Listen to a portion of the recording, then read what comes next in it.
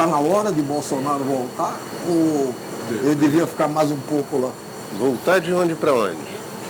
Voltar, ele não está lá, refugiado nos Estados Unidos, voltar. Olha, É porque estão falando que ele está para voltar, outros dizem que não está. não é uma boa hora para ele. Por que não é uma boa hora para O ele? cara está aí com um processo no STF que caminha para a inelegibilidade dele. Está com a crise do Yanomami. Mas vem cá, mas se for depender de processo para ele voltar, ele não volta nunca.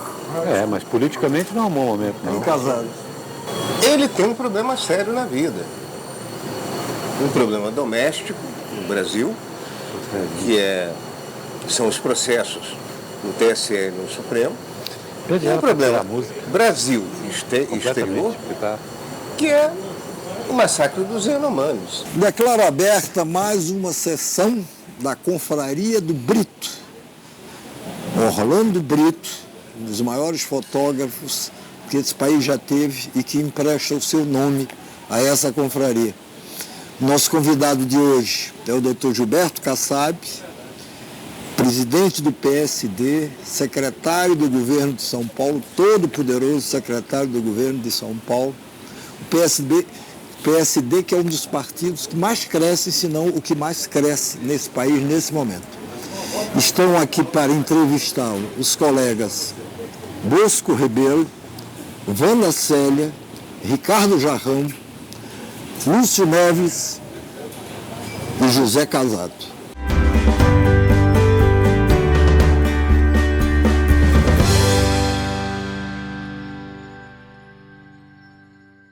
Quando você chegou, a gente estava começando a discutir a questão do... Está na hora do Bolsonaro voltar ou não? O que é que você acha? O Bolsonaro errou, né? Desde o dia que ele perdeu a eleição. Porque ele teve uma votação muito expressiva. E a votação expressiva conferia a ele um poder muito grande de ser um líder forte da oposição. Ele abriu mão disso, né? Quando ele se recolheu, ele abriu mão de liderar a oposição e dispersou, vão surgir outros líderes, como estão surgindo, né?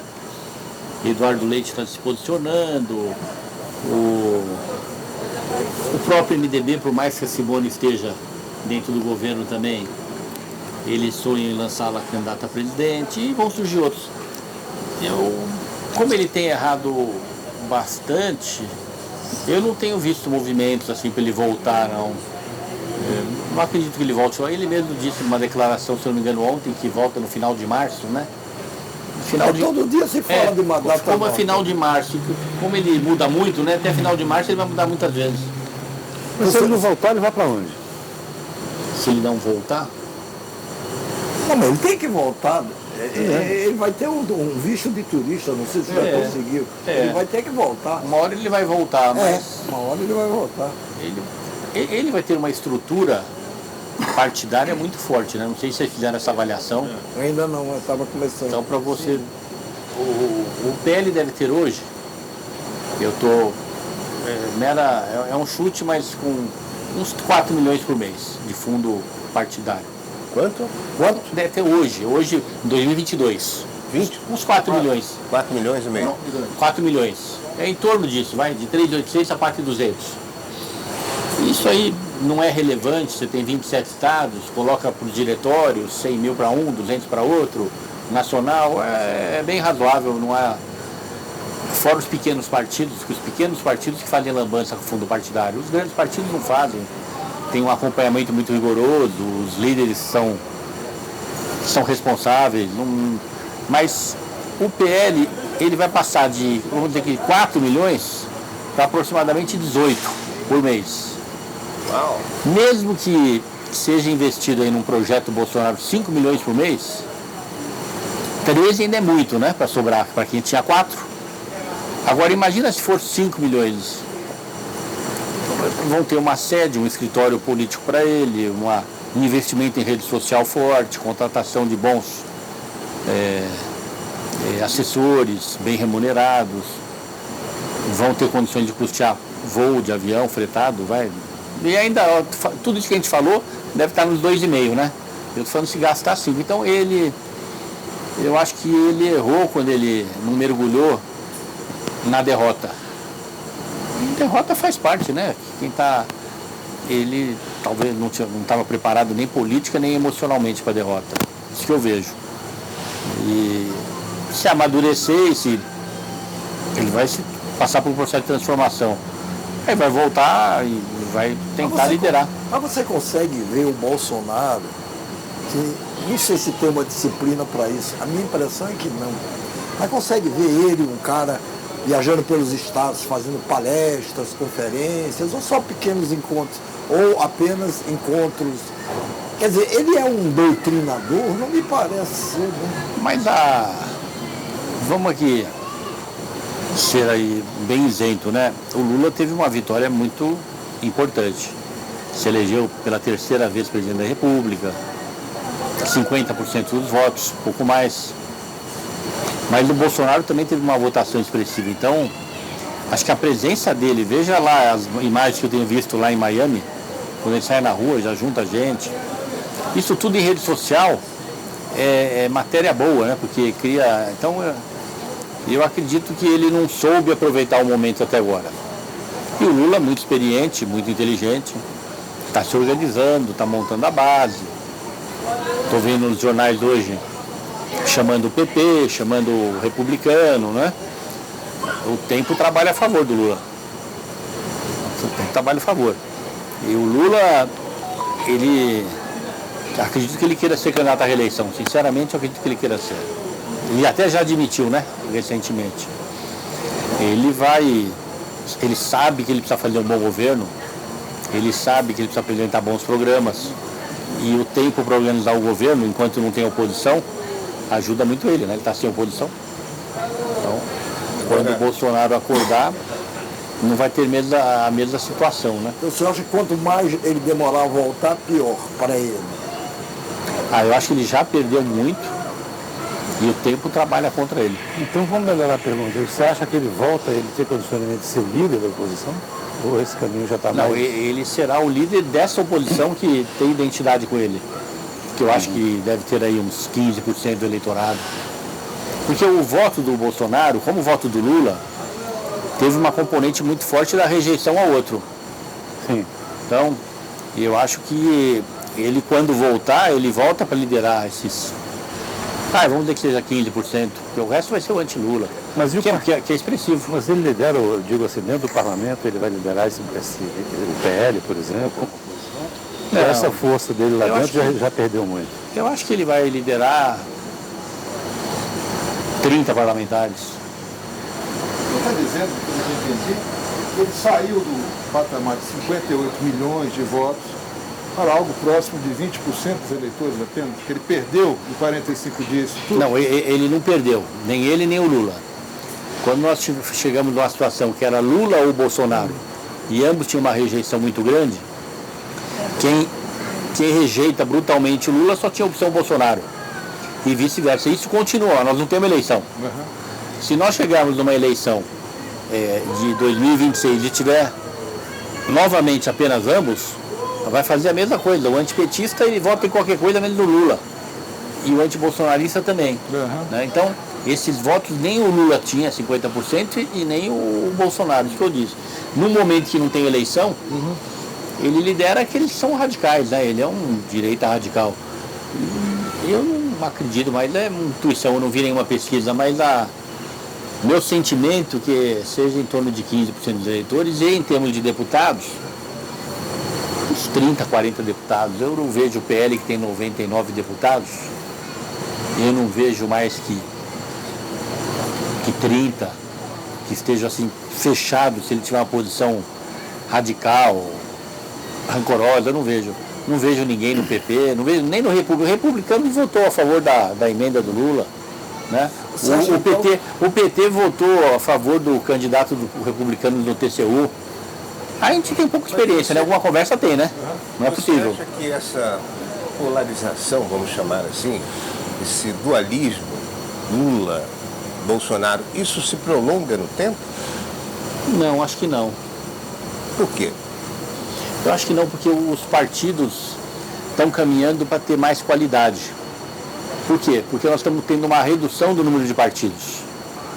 Nós tínhamos até pouco tempo atrás, você lembra disso, quase 40 partidos. Quando veio a cláusula de desempenho e mais a proibição da coligação proporcional, está despencando o número de partidos. Aonde tem 40 partidos, não tem nenhum. 40 partidos, não tem 40 ideologias em nenhum lugar do mundo. Nós estamos caminhando para rapidamente chegar em 10 partidos. E possivelmente aí num prazo um pouquinho além, mas não muito longe também, por uns 6, 7 partidos. Aí sim, cada partido vai ter uma ideologia. Nós temos 6, 7 ideologias, né? É o famoso centro, centro-direita, centro-esquerda, esquerda, direita, é no mundo inteiro assim. Então, as ideologias não cabem todas em 40 partidos. Não cabe. O partido que tiver uma posição muito vinculada a uma ideologia, fechando questão, ele fica sozinho. Quer dizer, você acha que esse extremismo que veio das eleições no parlamento, ele tende a ser isolado, né? Já foi. A vitória do Rodrigo e do Arthur Lira mostrou isso. Já são presidentes das casas, não são extremistas, os dois são de centro. Quando você fala de 6, 7 partidos, você já está fazendo essa conta com base, digamos, na eleição de daqui a 4 anos, ou a gente pode já chegar na municipal mais ou menos com essa conta de 6 ou 7 partidos? Não, falo daqui 10 anos. 10 anos. É. O que você tem hoje no partido? Fala de uma maneira respeitosa em relação a todos os partidos, senão parece que a gente está trabalhando contra algum. Mas você tem a direita hoje, o PL, né? E o Republicano e o PP. Os partidos que aceitaram se apresentar como direita, então são de direita. O PP aceitou, o Ciro Nogueira defendeu, o Republicano da mesma coisa. Então você tem na direita o PL, o PP e o Republicanos. Na esquerda você tem a Federação do PT, que é um partido, né? Tem o PSB, tem o PDT e tem o PSOL. Então, eu acho que esses 7 partidos estão bem estruturados. No centro, o que eu vejo? Eu vejo União Brasil, que é forte, grande, ainda não tem uma cara, mas é centro. Você tem o PSDB, o MDB e o PSD. Então, 4, 4, 8, 3, 11. Eu acho que os outros já estão num patamar inferior. De uma maneira, não quero menosprezar nenhum, mas estão num patamar. Então, nós temos hoje, com coluna vertebral bem fortalecida, esses 11. Daqui 10 anos, eu acho que nós vamos ter coluna vertebral uns 6, 7 no máximo. E essa fusão do PP com União Brasil não vai... Ou isso não sai? Vai ser que nem a fusão do DEM com o PSL.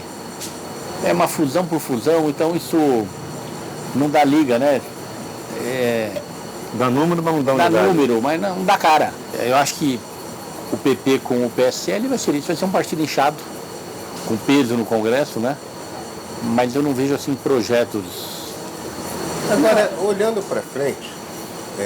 Eu sou contra, então só para parecer alguma coisa contra o PSL, contra o PP, é que eu sou contra a federação. Eu acho que é um artificialismo para ter uma força, sabe, que não é saudável. É juntar forças para conquistar algo, não é juntar forças para apresentar algo no país. Parece que é só para apresentar um número no painel, né? Eu acho que é uma coisa muito artificial. Esse rascunho seu, você já delineou a direita democrática, o centro e a esquerda que você apresenta. A minha indagação, você, embora esteja muito cedo para isso, qual o tamanho que a extrema-direita populista, essa que teve agora 60 milhões de votos quase, daqui a 4 anos? Qual a sua projeção para esse eleitorado enorme? Depende muito das alternativas que vão se apresentar. Se você tiver uma única alternativa, a do Lula, por melhor que seja o seu governo, a esquerda é sempre a esquerda, tem a rejeição do centro, da direita, o centro se divide entre direita e esquerda. Então é muito cedo para fazer qualquer projeção. Se você tiver um número de alternativas maiores, associada a uma boa gestão do Lula, nós vamos ter Você vê, um número de seguidores muito menor. você vê uma boa gestão do Lula? Vejo, torço, vou ajudar para isso como partido. Nós somos da base, o PSD, ele liberou, não é? Ficou neutro, liberou, 60% do partido apoiou Lula, portanto, assim que acabaram as eleições, assumiu a liderança no Senado um senador que tivesse uma aliança com o PT, assim como na Câmara, e ficou Antônio Brito e Otto Alencar. Nós estamos ajudando e eu torço para que ele faça um bom governo. Acho que é importante para o Brasil.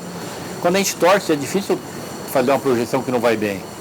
E eu acho que vejo de uma maneira positiva as manifestações do Haddad, vejo com preocupação, não é uma crítica, é um alerta, as manifestações do Lula. Eu acho que está faltando sintonia entre ele e o Haddad, isso é ruim para o país, não é?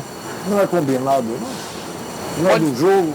Pode até ser combinado, né? Mas tem um limite, porque quem é o mercado? O mercado é o investidor. O país precisa que o investidor tenha segurança, seja aquele que tem um recurso aqui dentro, para não mandar para fora, seja que tem recurso lá fora, que a gente quer que venha.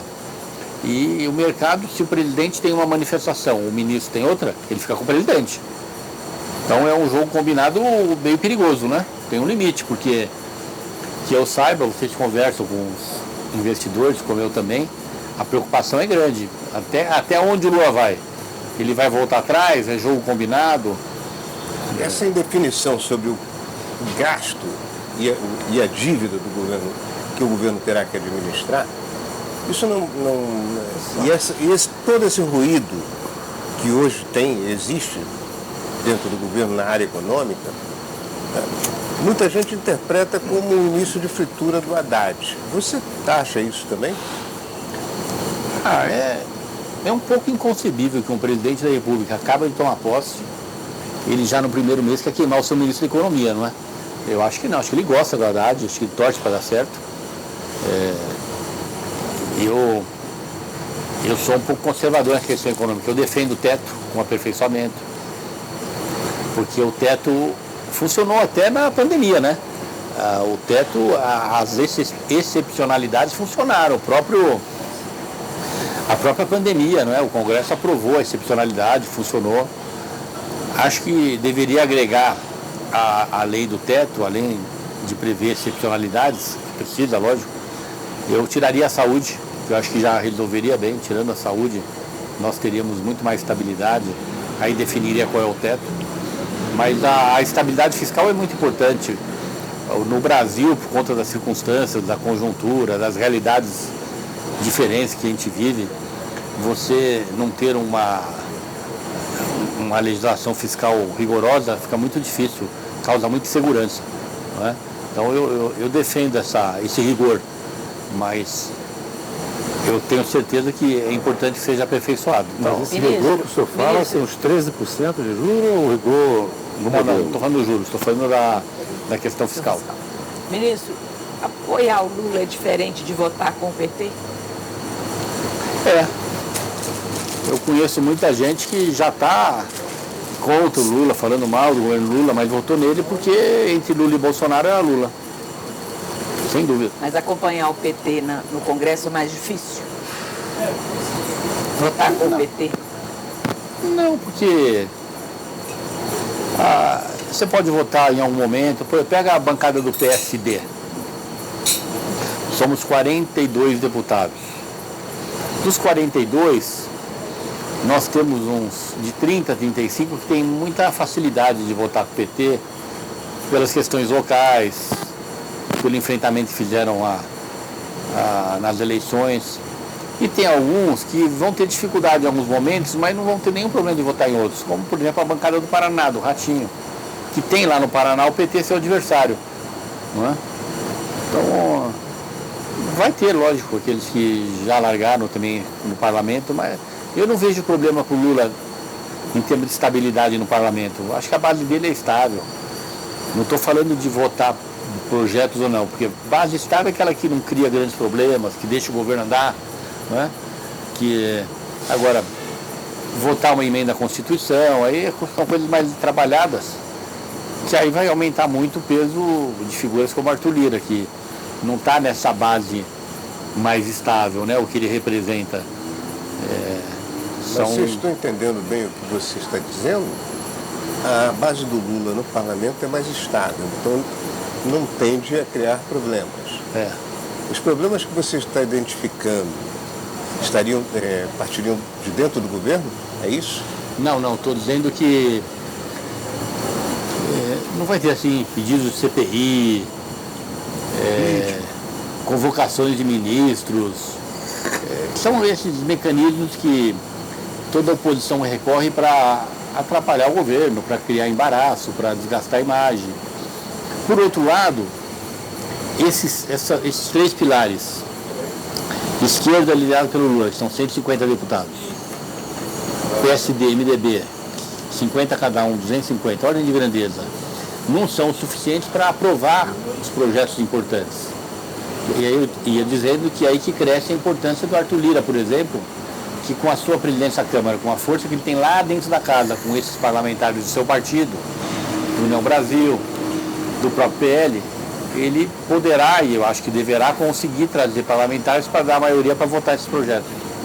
Lei complementar e emenda constitucional. Principalmente emenda constitucional. Deixa eu lhe fazer uma provocação aqui. Onde é que o governo Lula está errando na sua avaliação? É muito cedo, né, para falar. Você teve o episódio de 8 de janeiro. Nós tivemos 2 semanas no Brasil que só se falou em 8 de janeiro, dentro e fora do governo. Então, nós estamos começando agora. Eu acho que qualquer crítica profunda, ela é até inadequada, porque eu mesmo estou dizendo, eu não sei qual é a do Lula com essas manifestações. Se é um jogo combinado, se ele quer fritar alguém, se ele efetivamente quer fazer uma provocação ao Haddad para ver que lado do Brasil ele tem que prestigiar. É muito cedo, nós temos hoje, eu vou chutar, nós temos 10 dias de governo praticamente. Na prática é isso. Mais um carnaval, né? Sempre foi assim, depois do carnaval, agora vai ser um pouquinho além. Né? A vida real dele começa... Nos 100 dias, acho que no início de abril, aí a gente já pode, com muita firmeza, fazer já uma avaliação preliminar. Ele está acertando onde? Sim. Ele acertou bastante na composição política do governo, nos principais ministérios, seja Indústria e Comércio Geraldo, acho que na Justiça o Flávio Dino, na Casa Civil o Rui Costa, na própria Economia o Fernando Haddad. Acho que os principais ministérios, ele teve uma preocupação muito grande de identificar perfis que lhe dessem o máximo possível de segurança. Eu não vejo o Haddad errando, quem está errando é o Lula. Não vejo o Geraldo errando naquele ministério, não vejo o Rui Costa errando, o Flávio Dino errando. Eu perguntaria, desses 40 dias de governo, existe um segmento que não apoia o Lula, mas também não faz oposição. Quem seria esse segmento? Que não apoia e não faz oposição? Eu acho que é muita gente que torce para ele ir bem, não é? Porque não quer, que votou nele, então prefere ele ao Bolsonaro. E se ele não for bem, tem o risco do Bolsonaro voltar mais fortalecido, não é? Eu diria que no eleitorado brasileiro, eu vou chutar, mas você pode colocar aí uns 40%, 30%, 40% que não é petista, sim, mas torce para ir bem, porque não vê outra alternativa ainda no cenário. Eu vejo isso. Me diga uma coisa, prefeito. Eu acho até que, pela sua exposição, estou me chamando de prefeito agora, pela sua exposição, o PSD, o seu partido, que é um sucesso, o senhor pegou do nada e criou um partido. Quando eu digo do nada, quer dizer, não era um partido que o senhor tem herdado, o senhor soube construí-lo. Mas eu me lembro que no início o senhor dizia, olha, o PSD, ou pelo menos é uma frase famosa que ele atribui, o PSD nem é de direita, nem de esquerda, nem de centro. Agora o senhor colocou ele no centro.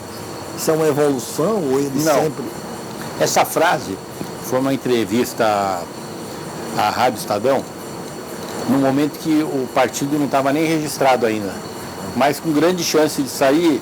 E o que eu disse, né, num contexto maior, é que era difícil naquele momento que líderes importantes estavam vindo, eu fazer uma afirmação sem compartilhar com os outros, porque tinha gente vindo que queria que fosse centro-esquerda, outros que queriam que fosse centro-direita, não é? E que na hora certa ia ter uma definição.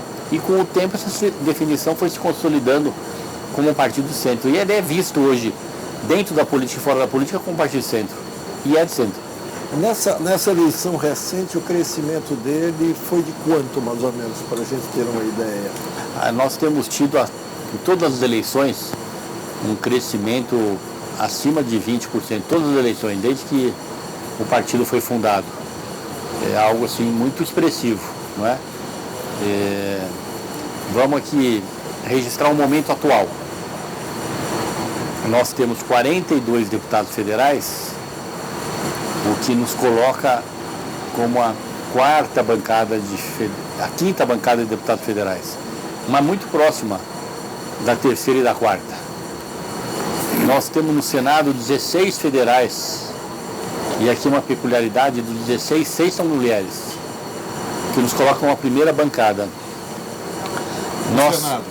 No Senado. 16 senadores, 6 senadoras. Nós somos a segunda bancada em número de prefeitos no Brasil, a segunda em número de vereadores. Mas nós crescendo e os outros caindo. Então, eu tenho bastante confiança de que o ano que vem a gente vai continuar tendo esse crescimento. Estou sentindo já. São adesões espontâneas que nos procuram, tudo quanto é, de todos os cantos do Brasil, né? Os dirigentes, os parlamentares comentam conosco a procura. Então, acho que é um partido de centro que está crescendo e vai continuar crescendo por um tempo. Existe esse espaço, é o espaço que foi do MDB, que está tendo dificuldade de se renovar, ainda é um grande partido, mas tem dificuldade de se renovar. Ocupando o espaço do PSDB, que também é um grande partido, mas está tendo dificuldades. Não é? Grande é a generosidade sua, já foi grande. Então foi um grande, mas ainda é grande. Tem governador do Rio Grande do Sul, Pernambuco, Mato Grosso do Sul. Não é como era antes era gigante. É um grande partido, como o MDB é um grande partido. Mas eu vejo o PSD crescendo e os dois caindo. Não é? O PSD vai para a disputa presidencial. Wanda, você nunca pode abrir mão de ter candidato próprio, para prefeito, para governador, para presidente. Um partido que abre mão de ter candidatura, pode não ter. É um partido que não tem sentido nenhum, né? Então é evidente que a gente vai tentar ter candidatura própria, lógico. Aí você vai se ver no dilema de Lula, se ele for candidato à reeleição. Não, porque nessa mesmo tendo o Lula e o Bolsonaro, o Rodrigo Pacheco só não foi porque não quis e corretamente ele acertou. Porque vocês sabem, a gente correu o Brasil colocando a pré-candidatura dele, né? O tempo mostrou que a gente acertou, ele se mostrou para o Brasil como realmente um estadista, uma pessoa equilibrada, com posições firmes, né? Nos enfrentamentos que fez, nos posicionamentos que teve. Então nós estávamos certos. Ele, o partido também, em determinado momento, achou que era melhor ficar no Senado. E acho que acertamos, o partido acertou e ele. Então, nós vamos tentar ter um candidato próprio, lógico. Esse assunto aí me lembra um outro que eu estava para avaldar. O senhor agora está lá em São Paulo com o Tarcísio. Certo. Né? Tarcísio, assim, para o público com pouca memória política, que não é pequeno, ele ficou estigmatizado assim como um bolsonarista, mas ele já trabalhou em outros governos e tal. Aí a pergunta dupla, como é que o senhor convive com esses dois planos, do Tarcísio de São Paulo e do PT aqui no governo federal? E qual é a possibilidade desse perfil de que nós estamos falando aqui, futuro, que ele venha a ser o Tarcísio? Bom, primeiro, quero registrar que eu sou suspeito que eu sempre apontei os vários erros do governo Bolsonaro. Ele teve alguns acertos. A própria ministra Tereza foi uma boa ministra. O Rogério Marinho foi um bom ministro. O Tarcísio foi um bom ministro. E eu reconheço, ele acertou quando escolheu o Tarcísio candidato a governador de São Paulo. Eu sou suspeito quando ele lançou o Tarcísio, eu vendo como estava São Paulo, eu conheço bem São Paulo, meu estado, eu já fui tudo lá, vereador, deputado estadual, deputado federal, prefeito. Eu estava sentindo que está correndo o risco de ter uma degradação da política paulista. Quando surgiu o Tarcísio, e ele é uma pessoa, primeiro, politicamente moderada, só um moderado para ser elogiado e reconhecido pela Dilma, pelo Temer, pelo Bolsonaro. Depois ele é muito bem preparado. Ele é bem preparado, isso é reconhecido por todos. Boa formação moral. Quando ele saiu candidato, eu não tive dúvida, eu falei, ele vai ganhar. Primeiro porque o paulista gosta de pessoas realizadoras, o paulista, ele analisa com profundidade os candidatos majoritários, e comparando ele com os outros candidatos, era um banho, não é? E foi um banho mesmo, vocês sabem, em pouco tempo ele tomou conta de São Paulo. Hoje ele praticamente não tem oposição no estado, é uma pessoa que não tem o que falar dele, ele não erra, pelo menos até agora não errou, não é? Então o Tarcísio, eu não coloco ele nesse ano 2026 não. Ele vai ficar, tudo leva a crer, os 8 anos que ele vai fazer um bom governo, tem tudo para se reeleger. E depois de 8 anos, eu acho que, como qualquer governador de São Paulo, depois de 8 anos de uma boa gestão, será uma forte alternativa a presidente. Depende dos adversários. Mas só depois de 8 anos? Ah, sim. Pela idade, por tudo, pelas circunstâncias. Não tem sentido arriscar uma reeleição que eu tenho certeza, não será fácil, que nada é fácil, mas será bastante confortável para entrar numa campanha presidencial, uma pessoa com 50 anos de idade. Então o senhor guarda no bolso de novo a candidatura, eventualmente, do Pacheco, do Rodrigo Pacheco? Não, eu não discuti isso no partido ainda. Nós vamos discutir, porque seria maravilhoso, mas seria até uma falta de consideração eu, como presidente do partido, falar em qualquer nome, claro, antes de discutir isso internamente no partido. Mas temos vários nomes, temos o Rodrigo Pacheco, temos o Eduardo Paes, temos o Ratinho, não é? Temos vários nomes que poderiam se apresentar. Agora, olhando para o cenário do ano que vem, que é de eleição municipal, de São Paulo, a cidade de São Paulo, você já governou, é o terceiro maior orçamento da República. Quais personagens você vislumbra hoje com esse perfil que acabou de traçar para uma candidatura em São Paulo? O paulistano, quem mora na cidade de São Paulo, você tem o centro. Quando no segundo turno vai uma candidatura de esquerda e uma de direita, o centro vota na esquerda. Se você tiver no segundo turno uma candidatura de direita, mais bolsonarista, contra um candidato que é o Boulos, de esquerda, o Boulos vai ganhar, porque o centro vai votar no Boulos. No interior é diferente.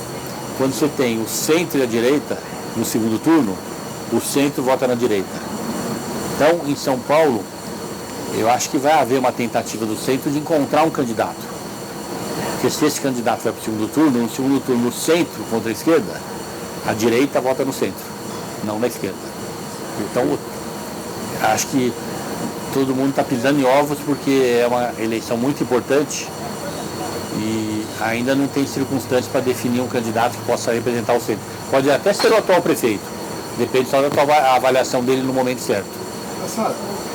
Eu fiquei curioso, você disse há pouco, que a candidatura do Tarcísio, ela fez frente à degradação da política de São Paulo. Não vamos nominar, mas o que você quis dizer com isso? Qual era a ameaça que São Paulo corria? Os bons quadros da política no Brasil sempre vieram de São Paulo, nos últimos 40 anos, ou majoritariamente. Montoro, Mário Covas, Fernando Henrique, José Serra. Talvez degradação seja um termo muito forte, mas você há de convir que não dá para associar esses últimos governadores ou prefeitos a figuras como essa. Então, a ausência de figuras com essa dimensão fez com que viesse alguém de fora que todos sonham que possa ser alguém com esse perfil dos que já não fazem mais política. O Serra está entre nós, mas já está um pouco afastado. Né? O Montoro morreu, o Covas morreu, o Fernando Henrique está afastado. Renovação à altura. Não houve a altura desses quadros. São Paulo hoje está pobre desses quadros. Mas o doutor Tancredo Neves dizia que isso era uma vantagem, porque só faltava São Paulo, com todo o poder econômico que tem, ainda saber fazer política, como dizia o Tancredo, pelo menos uma brincadeira. Mas Fernando Henrique soube fazer, Sim. Montoro soube fazer. O Montoro quase virou presidente da República, né? Sim, mas quase não é. Quase Sim, é quase. O Mário Covas, se não morresse, muito possivelmente. Quase.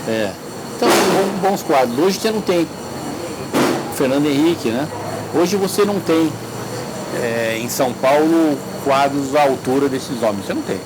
Em nenhum partido. E no Brasil?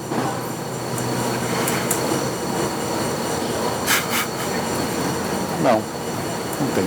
Não tem, não. Você tem eventuais promessas, né? A Simone Tebet é uma promessa, Eduardo Leite uma promessa, Rodrigo Pacheco uma promessa, Eduardo Paes uma promessa, Ratinho uma promessa. São promessas, pessoas que eu elogio em qualquer canto do país, mas para ter essa dimensão nacional com essa avaliação, ainda é muito cedo para falar. Mas você mencionou essa dificuldade intrínseca na política brasileira de renovação, de oxigenação. Eu lhe pergunto, isso se deve a quê? Temos o efeito óbvio da permanência, longuíssima permanência de políticos da década de 70. Tá? Seu partido representa uma tentativa de oxigenação nesse processo político. Dentro de um quadro onde o presidente da República, pela terceira vez, é um Lula que está há 50 anos na praça como candidato. A ideia da reeleição permanente, a permanência da reeleição, não impede essa renovação? Eu acho que esse não é o problema do Brasil, sinceramente, não é, não. O que é, então? O que aconteceu? Eu acho que o Brasil vive, primeiro, um empobrecimento, uma fragilização dos serviços públicos. Depois, esse número excessivo de partidos faz com que tenham portas abertas para aventureiros. Né? Muito partido sempre tem um aventureiro que consegue uma porta para entrar. Se você tiver menos partidos, o aventureiro não entra. Né? Não tem espaço para aventureiro. Então, acho que o empobrecimento da vida pública, seja partidária, seja poder executivo, legislativo, ele está vinculado a isso. Vamos lembrar, na época dos nossos pais e avós, quando um filho se formava, o sonho era que ele fizesse concurso para ser juiz, para ser desembargador, né? Na carreira, para ir para o Ministério Público, até para ser policial federal. Hoje, qualquer pai que dá uma boa formação para os seus filhos, qualquer mãe, quer tudo menos que ele vá para o serviço público. Qual é a mãe que quer que a filha seja professora da rede pública? Como é que pode, numa cidade como São Paulo, um professor ganhar quase que a mesma coisa que um assistente pessoal nas nossas casas, nossos escritórios, que é praticamente isso, um professor, né? Como é que pode um médico que demora 10 anos para se formar, precisa trabalhar 8 horas por dia para ganhar 10 mil reais por mês na largada? Na iniciativa privada, ele na largada já sai ganhando 20, 25. Então nós estamos com esse problema, que só a reforma administrativa vai resolver. Infelizmente, o Brasil vê a reforma administrativa como corte de salário, corte de vantagens indevidas, tudo isso aí é importante. Mas a reforma administrativa é para buscar mais eficiência do Estado. O que seria uma reforma administrativa? Explica um pouco, porque as pessoas não sabem. É trazer eficiência, Mas o que melhorar é a qualidade do serviço concretamente? público de saúde, melhorar a qualidade da educação pública. E como é que se Melhorar. faz isso? Como é que se Bom, uma reforma administrativa? primeiro você proporcionando melhores condições de trabalho, melhores equipamentos, melhores salários nesses casos, não é? Por isso os concursos vão ser mais bem frequentados. Do jeito que as coisas vão indo, daqui a pouco você tem o crime organizado disputando vagas para policial, para o Ministério Público. Porque uma pessoa com uma boa formação, ele não vai entrar no serviço público para ganhar 10 vezes menos, para ficar a vida inteira. Não te parece que essa discussão sobre serviço público, que no final é sobre governança, a gente está meio analógica, essa conversa nossa está meio analógica.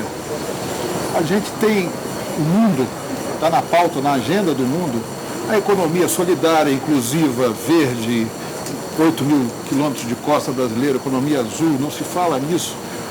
O seu partido tem proposta para isso? Quais são?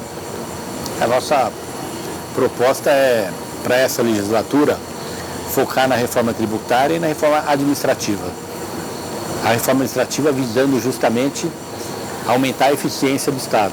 Aumentar a eficiência é até e também pagar melhor, reduzir gastos, cortar cargos, que a gente sabe que não precisam existir. Agora, num governo PT, infelizmente, talvez essa seja a grande vulnerabilidade do PT, a reforma administrativa tem muita dificuldade de prosperar, não é? Porque a reforma administrativa é diminuir o poder do Estado. Nós defendemos a diminuição radical do tamanho do Estado, do poder do Estado. E o PT tem dificuldade de tratar desse tema. Nós vamos ter... Acha que é possível avançar com o PT em oposição ou ela avança apesar dele? Eu acho que nós temos que fazer todo o esforço para avançar, mas nós vamos ter muitos obstáculos pela frente. Como eu sou um otimista, até porque na vida pública, se você não é otimista, você não vai perseguir, não vai trabalhar, você pega e larga. Eu sou otimista, eu acredito em tudo aquilo que eu acho que vai melhorar o país. Então eu acredito que ela vai existir, vou trabalhar para que ela exista. Mas não é tão difícil assim avançar com duas reformas tão grandes como a tributária e a... Pode até vir a tributária antes, é melhor do que nada. Mas o certo seria a administrativa antes, você definir o custo do Estado. Sabendo o custo do Estado, você sabe o que você precisa arrecadar. Não é? É um pouco incoerente fazer a tributária antes, mas é melhor que nada. É melhor porque ela, qualquer que seja a reforma tributária, traz avanços, ela desburocratiza. Espero que ela acabe com a guerra fiscal. Não é? Ela ajusta alguns tributos que possam estar hoje inadequados. Então, assim, agora o ideal seria com a administrativa. O senhor tem 3 grandes prioridades, ministro, para esse ano, no Congresso. Quais os projetos que o senhor considera prioritários para o país? São 2 mesmo, a administrativa e a tributária. São esses 2. Eu acho que ter um terceiro enfraquece esses 2. A tributária sai logo, o senhor acha, ou vai demorar? Ela está madura, né? Agora, eu tenho receio desse desencontro aí do Lula com a Haddad, né? Que possa também trazer alguma dificuldade na tramitação tributária. O Lula capitulou um pouco nessa semana, né? Principalmente nas manifestações dele ontem, anteontem, em relação ao Banco Central. Ele já foi para o lado da ironia, já foi bem menos agressivo. Também é compreensível, ele não tem o direito de pedir para ele ficar calado. Mas eu acho que no início ele exagerou um pouco na contundência. Mas o senhor concorda com o mérito da causa dele, dos juros? Ninguém gosta de juros altos, né? Ninguém gosta. Portanto, eu acho que ele tem todo o direito de se manifestar, de pedir, de apontar equívocos que ele acha. Ele é o presidente da República. Foi muito mais uma questão de forma. Você que tem uma experiência no executivo e também na liderança de um partido, fez uma observação no capítulo da reforma administrativa e usou a expressão radical. Precisa uma reforma radical. Eu lhe pergunto, o que seria uma reforma radical na estrutura de governo do Brasil? Olha, eu vou falar, a última reforma radical quem fez foi o Mário Covas. Quando ele implantou as OS no Brasil. As OS são revolucionárias. Você podia traduzir para o nosso... Sim, a organização, a OS é um instrumento que o Estado tem, o governo municipal, o estadual, o federal, de fazer contratações de serviços através de organizações sociais e não diretamente com licitação. Traz agilidade para a contratação, traz condições de oferecer melhor remuneração. Durante teve muito problema também. Não teve muitos problemas. Ela foi questionada no judiciário pelas corporações e servidores públicos que não queriam. Sim, e acabou a decisão do Supremo em um questionamento da prefeitura quando eu era prefeito. Eu tive muita insegurança no início, fomos ao Supremo e acabamos tendo uma definição do Supremo que matou de vez essa questão. Hoje o Brasil não sobreviveria sem as organizações sociais. Nenhum estado, nenhuma grande cidade conseguiria sobreviver sem a agilidade, o apoio das organizações sociais. Concordo com algumas críticas que pedem que endureça um pouco a fiscalização, não no sentido moral, na transparência, na agilização dos procedimentos, na uniformização dos valores no país inteiro, mas tudo isso aí são avanços, são aperfeiçoamentos. Eu, quando fui prefeito, por exemplo, depois da decisão do Supremo, através das organizações sociais, nós pusemos para dirigir a saúde de São Paulo, e quem nos acompanha de São Paulo sabe que é isso que acontece, porque são milhões de pessoas na cidade de São Paulo que são atendidas pelo Einstein, pelo Sírio, pela Santa Casa, pelas Irmãs Marcelina, pelo Santa Catarina, pela Universidade de São Paulo. Então, que é algo notável, eu diria que 40% do SUS da cidade de São Paulo são atendidos por essas instituições, que são as melhores do mundo.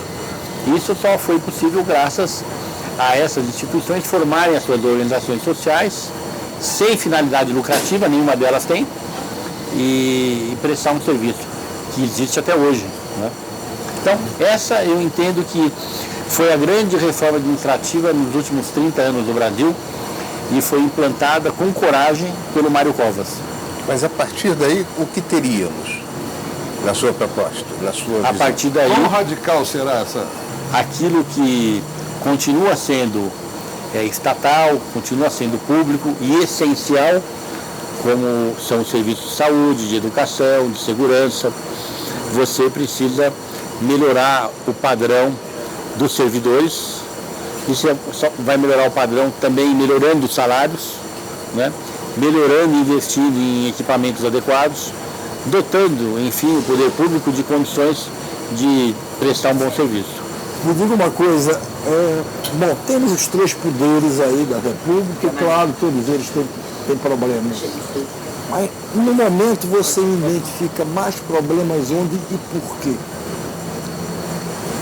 Tudo é uma questão de aperfeiçoamento.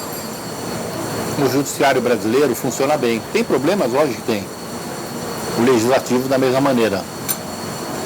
O executivo, quando tem problemas, é muito mais fácil corrigir, porque você tem eleições e é mais fácil mudar. O legislador, seja o que não vai bem, seja o que vai mal, ele tem instrumentos que, às vezes, mesmo prestando um bom serviço, ele fica exercendo vários mandatos. Então eu vejo hoje a importância que tem para o Brasil o eleitor continuar prestigiando as mulheres, para que aumente a presença das mulheres. Hoje nós temos quase 20% das mulheres na Câmara dos Deputados, o que é algo bastante expressivo. Há pouco tempo atrás a gente tinha 20 e poucas mulheres, hoje já temos quase 100. Nós temos que prestigiar a renovação no legislativo. Quando eu falo Câmara dos Deputados, mas serve para o Senado, serve para as câmaras municipais, para as assembleias legislativas, mas geralmente o processo acompanha. Ele é mais ou menos semelhante. O que acontece no Congresso acontece nos outros legislativos. No Judiciário já é mais difícil, lógico, porque são concursados, não é? Mas eu diria que, na média, o Judiciário brasileiro funciona bem, a Justiça Eleitoral funciona bem. Eu não estou entre aqueles que demonizam o Poder Judiciário. Eu tenho, seja o Ministério Público, seja o Poder Judiciário, como instituições que são aprovadas, segundo a minha visão. Tem projetos, perdão, moço. O STF foi muito criticado aí, nesse período todo do governo Bolsonaro. Às vezes acusado de ativista, etc. Como é que o senhor viu essa atuação do STF nesse período? Bolsonaro, o STF, nesse período, eu daria como critério de avaliação a aprovação. Eu acho que foi aprovado, passou por momentos difíceis, questionamentos importantes da nossa democracia, que requereu de parte do Supremo e do Judiciário uma manifestação firme. E não foi fácil, não é? Porque o país estava muito dividido, um clima muito ruim, dentro da sociedade, muitas adversidades. Eu entendo que o Bolsonaro, o Supremo agiu corretamente na maior parte dos casos. Agora, tem projetos do Congresso, eu acho, se eu não me engano, no Senado com certeza, na Câmara eu não sei, para tentar mexer com o Judiciário em alguns pontos. Por exemplo, um deles seria estabelecer um mandato, não seria mais o critério de você, como ministro, poder se aposentar apenas quando completasse 75 anos, como é hoje. Mas diminuir, quer dizer, estabelecer um mandato, e há outras mudanças propostas. O senhor acha que é a hora, tem cabimento essa discussão, não seria o melhor momento, ou não se deveria mexer nisso? Eu sou contra o mandato para qualquer membro do Judiciário, porque com o mandato você pode proporcionar àquele que tem o mandato a possibilidade de ter uma carreira, uma participação midiática ao longo do mandato, já pensando em disputar cargos ou já pensando em prestar serviços junto à justiça como advogado, né? Eu defendo mudanças, mas a mudança que eu defendo é a idade mínima. Que, vamos citar aqui o Supremo, mas para todas as outras instâncias. Eu não acho errado você pensar numa idade mínima de 55 ou 60 anos, para que as pessoas ingressem no Supremo e possam sair com 75. E digo mais, se quiserem sair antes ou aos 75, defendo uma quarentena para que integrem bancas de advogado ou que disputem cargos. Eu acho que daí você vai ter uma pessoa querendo ser ministro supremo para ser ministro supremo, não pensando em mais tarde disputar cargos ou por conta da quarentena, ou pensando em mais tarde usando o prestígio acumulado ao longo, ou o conhecimento das pessoas acumulado ao longo do mandato, servir para integrar a junta de advogado, ganhar dinheiro. Não quero demonizar a pessoa ganhar dinheiro, mas acho que a pessoa que quer ser ministro supremo tem que saber que ela vai passar por regras bastante rigorosas. Na verdade, você encurta a vitalícia da idade para a idade mínima. Isso. Eu acho que quase um mandato de 15 anos. É razoável, né? Você entrar com 60 anos, ou até 55, ficar lá 15 ou 20 anos, já é um bom mandato, né? E a pessoa chega mais madura, ela não vai ter aquela questão do mandato, né? E já sabendo o que vai fazer quando sair. Ela está entrando lá para finalizar a carreira, né? São 2 mandatos de senadores, né, Maravilha? Sim, tá bom demais, né? Estou num ponto que eu acho interessante explorar um pouco. O Judiciário, a gente foi protagonista de uma reforma, o deflagrador de uma reforma no sistema político brasileiro, praticamente imperceptível, mas de grande efeito. Seu partido, segundo você, tem 6 mulheres no Senado, correto? Uma bancada de 16. É isso mesmo? Fiz 16, 6 são mulheres, não é isso? 6 são mulheres. Essa diversidade na política é um fato muito novo. E ela foi induzida por ações do Judiciário, iniciativas do Judiciário. Eu queria saber primeiro, como dirigente partidário, você percebeu algum efeito positivo dentro do partido pela presença cada vez maior das mulheres? E em segundo aspecto, a diversidade de gênero é relevante ou não é na vida política e por quê? É muito relevante, não é? Torna a estrutura mais representativa. Não é? O Brasil é composto 50% de mulheres. E como é que pode você... E olha que hoje já cresceu muito. Ter apenas 18% de mulheres na Câmara dos Deputados. É desigual, né? Então não é representativo. Agora, as mulheres estão acreditando mais, porque elas sabem que quando se apresentam, o partido precisa delas, porque tem que preencher 30% de cota para mulheres. Elas sabem que quando se apresentam vão ter recursos, porque parte do recurso vai para mulheres. Tudo isso está incentivando, estimulando a presença delas. Elas estão acreditando mais. Isso está trazendo elas. Essa cota ainda não é defasada, ou seja, não está aquém da necessidade, porque elas representam a maioria do eleitorado, tem 30%. Não, eu acho que está razoável. Eu acho até com o tempo, daqui 20, 30 anos, vai desaparecer. Porque senão você fica com 2 Brasis, né? Também isso não pode. O Brasil das mulheres e o Brasil dos homens. Não é por aí. Isso é apenas um processo indutor. Não é? A gente tem que tomar muito cuidado também para daqui a pouco não criar dois Brasis, né? Dois legislativos, das mulheres e dos homens. Eu acho que nós estamos vivendo uma transição, né, de indução, e no futuro o que vários países do mundo fazem, que tem ainda essa legislação, mas eles já se planejam para gradualmente ir diminuindo para que culturalmente isso já deixa enraizado e não precisa mais desses mecanismos que são artificiais, mais necessários no momento. Há 30 e poucos anos, a primeira senadora era Eunice Miquiles. Isso tem um pouco mais de 30 anos. O senhor fala que tem 16% de mulheres, no Congresso Nacional há pouco mais de 20 anos tinha 3% de mulheres. É uma evolução natural mesmo. E a juventude do seu partido, a juventude da social-democracia, quem é ela? Que perfil que é? Eduardo Paes, que também juventude não é 18, 20 anos, né? São os mais novos. Eduardo Paes, Ratinho Júnior, Pedro Paulo, Antônio Brito, não é? Brito da Bahia. Brito da Bahia. Líder, né? É. Então, Otto Alencar Filho, Marco Bertagnoli, nós temos bons quadros jovens. Vocês têm um programa para atração de jovens para a política? Como é que é isso? Como é que isso acontece na vida real? É um processo de seleção, é um processo de saber prestigiar o jovem, dar protagonismo, dar tribuna, não é? Vamos pegar o caso da semana. Hoje há um questionamento grande de parte da sociedade, sem querer entrar no mérito, da decisão do Supremo que retroage o pagamento de tributos em função de uma mudança na posição do Supremo. Que é algo assim estranho, né, para quem está de fora como eu.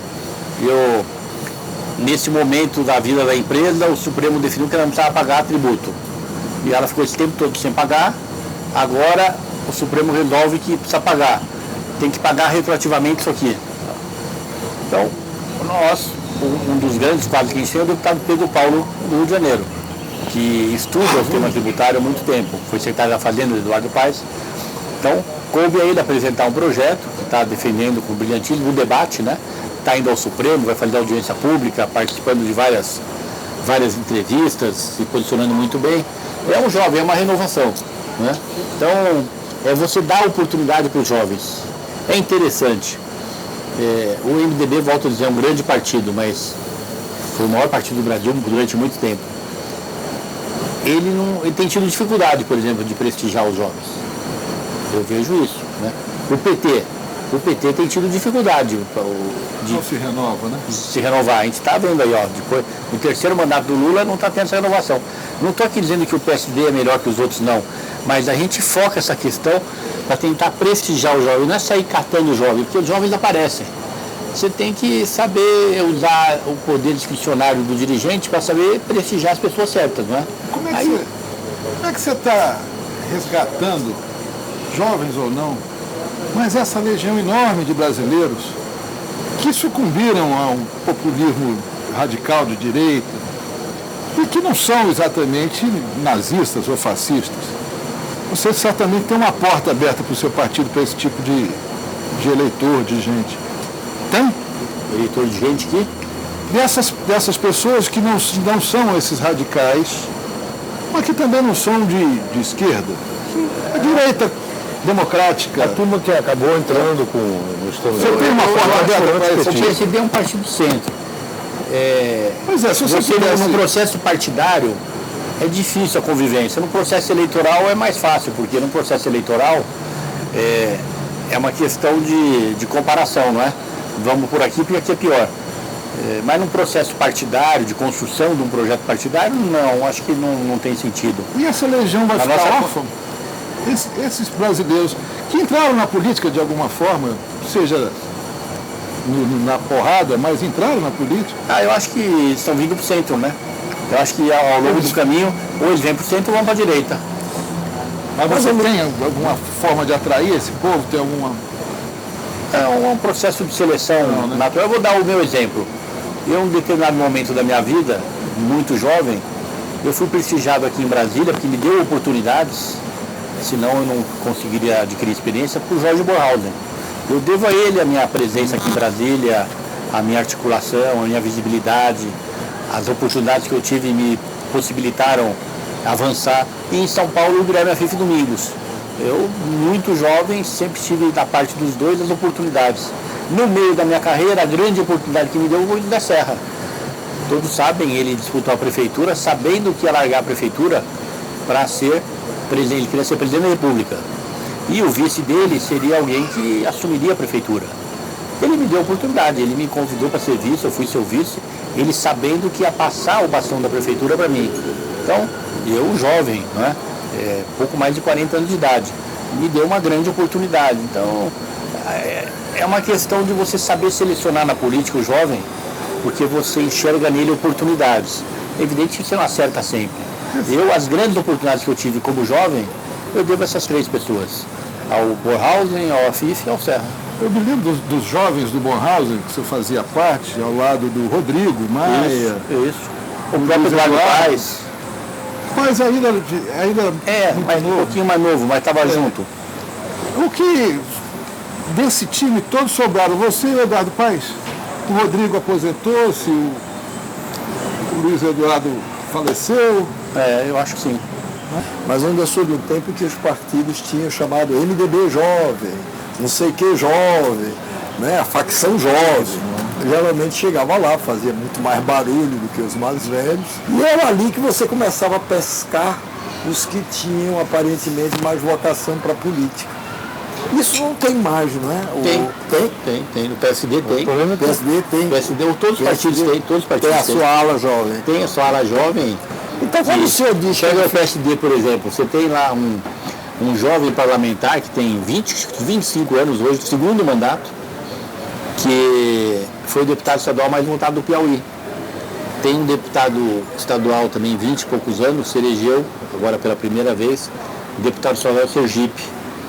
Você tem em São Paulo, saído da Politécnica, que é a minha escola, um jovem que preside a juventude do partido, foi presidente do Grêmio Politécnico, que hoje é meu assistente na Secretaria de Governo, ajudando na assessoria parlamentar.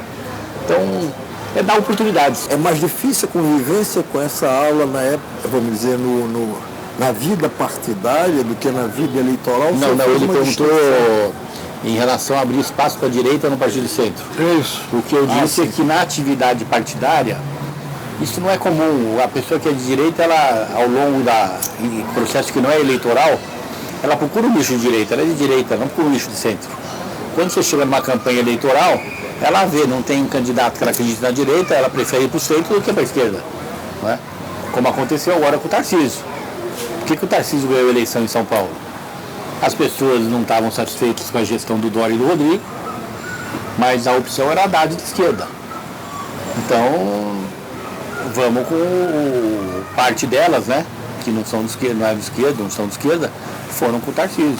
Mas dentro do PT, pelo menos até um dia desse, o Haddad era considerado mais tucano de todos, né? Até o Lula brincava muito com isso. Ou brincava, ou falava sério, que ele era muito tucano. Como, se a gente for voltar um pouco atrás, o Palocci, que no começo do governo Lula, em 2002, se mostrou um ministro da Fazenda muito atuante e com o bom senso de não querer mexer nas coisas que estavam funcionando bem, herdadas ainda do governo Fernando Henrique.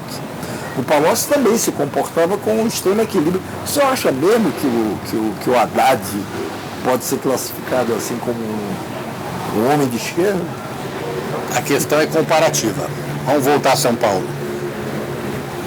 E vamos chamar o eleitor de centro, o eleitor que votava no PSDB e hoje vota no PSD.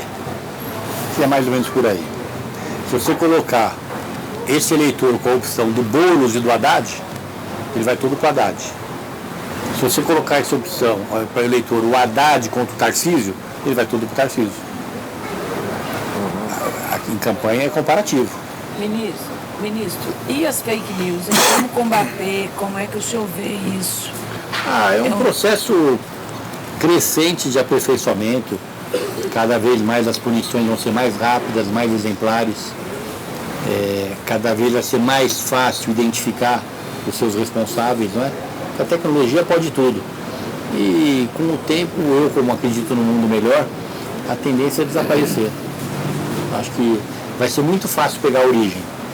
É uma questão de num curto espaço de tempo, nós vamos ter muito mais facilidade de identificar os responsáveis. E aí as pessoas vão tomar cuidado, né? Porque a tecnologia deixa rastro, né? Mais fácil do que bilhetinho, né? Antigamente era o bilhetinho por baixo da porta, ameaça. Agora, as fake news eu acho que estão com os seus dias contados. Roteiro de golpe, né? Nessa eleição nós já tivemos muito pouca fake news comparado com a outra. Reduziu muito. Pô, mas Você acha que tem chance de progredir uma CPMI no Congresso? Do golpe? Essa CPMI que está aí? Eu sempre tenho muito cuidado de defender CPI enquanto tem processo de investigação, enquanto tem Polícia Federal, Ministério Público. O papel do Congresso, a CPI é um instrumento do Congresso, mas tem que ser naqueles momentos que realmente você requer urgência, urgentíssima e é onde não há deficiência em outras investigações, né? O Congresso. Mas a pergunta é, você acha que avança ali? Eu estou achando que não, mas é mera intuição, não tem informação. O Lula, durante a campanha, e acho que até no discurso dele de posse, o Lula falou muito que vinha para pacificar o país, etc. e tal. O senhor acha que ele está nessa linha de pacificação ou ele ainda continua, vamos dizer, confrontando demais o adversário ou os adversários que derrotou? Eu acho que ele tem todo o direito de confrontar os adversários, só falta ele alisar. Mas talvez se ele moderasse um pouco mais, seria melhor para a sua gestão, não é? Sem deixar de lado as evidências de que são modelos diferentes de governar, pensamentos diferentes, ideologias diferentes. Isso aí ninguém pode calar a boca dele, porque é até um dever as pessoas se manifestarem. Quase 2 anos preso. É difícil você falar, olha, ele devia estar mais calmo.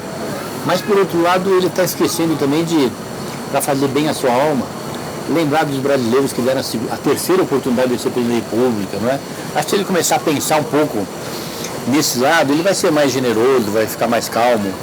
Eu acho que ele está esquecendo de direcionar um pouco as suas reflexões para o lado do reconhecimento, da gratidão, da generosidade. Isso faz com que prevaleça o rancor, que é ruim para ele, é condição pessoal e de governo. Olhando você traçar esse quadro, eu fico com a impressão de que, na sua avaliação, o Lula está mais rancoroso do que deveria. É isso? Tá mais... Ele ainda está prisioneiro. Não diria que está prisioneiro. Eu diria que ele podia estar mais calmo, mais generoso, mais reconhecido, né? Ia fazer bem para a alma dele, ia estar mais tranquilo. A tranquilidade da alma, acho que melhora o poder de avaliação, né? Nunca é bom pensar com o fígado. Falta de grandeza, é isso? Oi? Falta de grandeza? Não é isso não. Ressentimento? Eu acho que ainda o ressentimento está prevalecendo. Muito fígado e pouco coração. E com isso prevalece o fígado e, como você disse, o coração não é majoritário. E nesse momento, o Lula, que, poxa vida, foi abraçado por metade do Brasil, não é? Que metade do Brasil está torcendo que ele dê certo, e daqueles que não votaram, muita gente está torcendo que dê certo, porque é o nosso país. Se ele pensasse um pouco nisso, ele ia estar melhor como pessoa, né, como cidadão, ia estar mais feliz. Está faltando um pouco dessa alegria de de exercer a presidência. Muito sem interlocução também, né? Nesse momento ele está aquém da sua expectativa, é isso? É muito, como eu disse, está no início, né? Ele pode estar nesse primeiro momento vivendo aí esse ressentimento ainda e daqui a alguns dias seja passageiro, que é o que eu espero.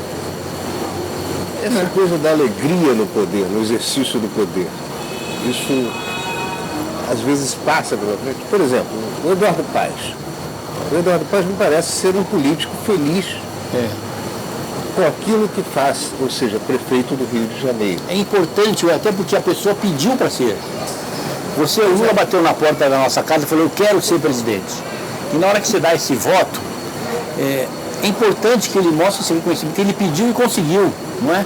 Então, isso aí faria bem para a alma dele, deixaria os brasileiros também com mais confiança no sucesso do governo. Eu acho que está faltando alegria, está faltando criar esse clima de confiança no Brasil, não é? E ele é um grande líder, ele foi eleito presidente da República. É ele que deve nos liderar nesse processo. Para reunificar. Isso ajudaria na pacificação. Agora, a gente começou essa conversa, que já está perto do final, falando do Bolsonaro, se ele volta, não volta, volta quando. E o senhor fez aquelas observações sobre, talvez, o tempo que ele perdeu tendo saído e se ausentado desse tempo todo. Mas tem um ponto aí que talvez o leve, eu estou dizendo, o Bolsonaro a hesitar muito nesse retorno, que é a questão da penca de processos que ele responde. Veja, lembra-se do caso do Temer, que quando saiu, os processos foram para a primeira instância e a primeira coisa que um juiz fez lá foi prender o Temer, ele ficou preso só por 4 dias, o Supremo o libertou, mas de todo jeito foi um constrangimento ali de 4 dias. Não será por isso muito que o Bolsonaro está hesitando, pelo receio de passar por uma situação dessa? Eu espero que não. Como brasileiro, não é? Uma pessoa que dirigiu o país, espero que não exista um mal feito que justifique que ele seja preso. Acho que o Brasil passar de novo por isso seria muito ruim para a autoestima dos brasileiros. Não vou aqui entrar no mérito, eu não conheço os processos, muitos deles correm em sigilo, mas eu não estou entre aqueles que torcem para que aconteça alguma coisa, ao contrário. Eu torço que ele volta, que ele possa liderar a oposição, estamos numa democracia. O senhor talvez melhor do que a gente até, já tem ouvido muito, porque já não se faz mais segredo disso, que da forma como, principalmente o Tribunal Superior Eleitoral, determinadas ações estão avançando, que há uma grande possibilidade do Bolsonaro se tornar inelegível. O senhor acha que será ruim, bom para a democracia, irrelevante? Eu não vou falar que eu quero que ele fique ou não inelegível. Eu vou dizer que se ele ficar é porque tem algo de errado que foi feito e foi punido. E aí eu vou lamentar. Mas se ele ficar, dificulta muito a volta dele também, no sentido de liderança, porque a expectativa... Se ficar inelegível, não existe líder político inelegível. A expectativa acaba, né? Não, veja, o senhor esqueceu o Lula. O Lula estava preso, ficou 580 dias preso, acreditou talvez até o último momento ali na eleição de 2018 que talvez pudesse ser solto, ou até, quem sabe, o que soava meio como absurdo, poder disputar a eleição mesmo ainda estando preso. E ele só abdicou disso quando o Tribunal Superior Eleitoral disse, não, está inelegível, não pode.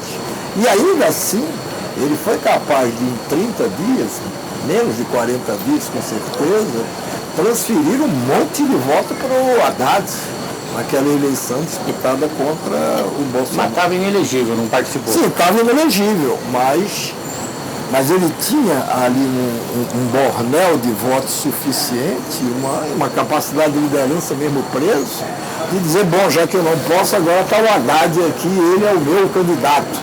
E o Haddad chegou aí para o segundo turno, de toda forma.